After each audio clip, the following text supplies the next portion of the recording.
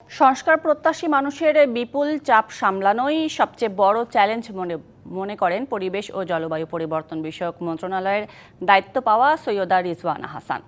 DBC নিউজকে দেওয়া একান্ত সাক্ষাৎকারে বলেন, নারী হিসেবে হেফাজতে ইসলামের একজনের সাথে একই উপদেষ্টা পরিষদে থাকাকে কোনো চ্যালেঞ্জ মনে করেন না তিনি। পরিবেশ আইনজীবী সৈয়দা রিজওয়ানা হাসান পরিবেশ রক্ষায় বাংলাদেশে সাহসী কণ্ঠস্বর।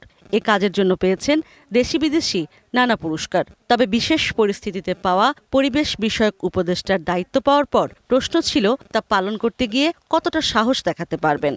এই যে অভ্যুত্থানের একটা চেতনা, সেটার সাথে গতানুগতিক সরকার পরিচালনার যে একটা মনোভাব, এইটার সংযোগ ঘটানো হচ্ছে একটা বড় চ্যালেঞ্জ। সিস্টেমে যারা থাকে তারা সবসময় বলেছে ভূমিদস্যু, তারা ভূমিদস্যুদের নাম কখনো বলে নাই। তো আমি সিস্টেমে না থেকেও ভূমিদস্যুদের নাম উচ্চারণ করেছি। আমার প্রচেষ্টাটা থাকবে সিস্টেমটা এমনভাবে ডেভেলপ করা, এমন চেকস অ্যান্ড ব্যালেন্স রাখা যেখানে ফেরত আসলেও আর সুবিধা করতে পারবে না। 250-টিরও বেশি ডিজাইন অপশন নিয়ে ওয়ালটন স্মার্ট ফ্রিজ, বোঝে আপনার প্রয়োজন। নারী হিসেবে হেফাজতে ইসলামের সাবেক নায়েবে আমিরের সাথে উপদেষ্টা পরিষদে থাকাটাকে কোনো চ্যালেঞ্জ বলে মনে করছেন না তিনি। এর আগের মন্ত্রিসভাগুলোতে হেফাজতের তো কেউ স্থান পায়নি। আমি আগ বাড়িয়ে বলবো না যে বাধা দেবে, কিন্তু তাদের তো একটা ঘোষিত অবস্থান আছে।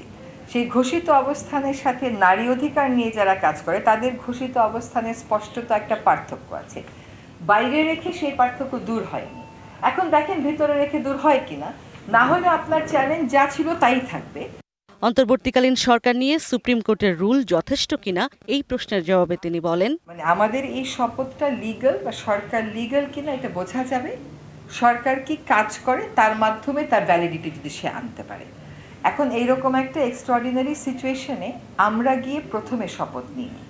যিনি দায়িত্বে ছিলেন তিনি পদত্যাগ করে চলে গিয়েছেন এবং তিনি ক্ষমতাসীন দলের জন্য তো কোনো আদেশ বা অনুশাসন রেখে যান নাই। সংস্কার চাইলে অন্তর্বর্তী সরকারকে সময় দিতে হবে বলেন তিনি। সংস্কারের তালিকা যদি ছোট করে দেন সময় অল্প, সংস্কারের তালিকা যদি বড় করে দেন সময় বেশি। ইশরাত জাহান উর্মি, ডিবিসি নিউজ, ঢাকা।